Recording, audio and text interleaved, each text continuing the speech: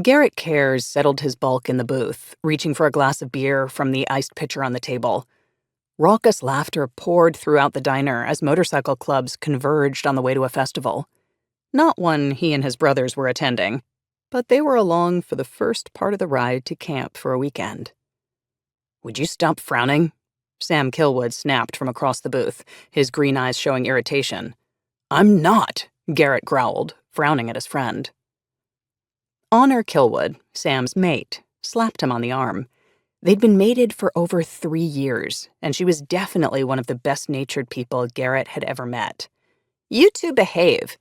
Garrett, I'm sure you'll find somebody to play with when we get to the campground. And Sam, give him a break. It's the first time we've gone on a ride in years that he hasn't had a female on the back of his bike. He's lonely." Sam cut the pretty woman a look, his powerful body protecting her since he'd positioned her next to the window. "The last woman you dated tried to rob you.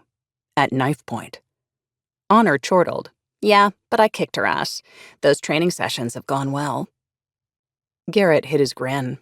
She was correct. He'd been searching for the right female to ride behind him for years, consumed by the quest, and he hadn't found her. Prophecy claimed she'd be dangerous, even deadly, and would probably try to kill him. It was time to get on with it. The beast inside him, one that had slumbered beneath the surface for so long, was now stretching awake, pissed off, and ready to kill. At least now he had a job to do when they arrived at the campground.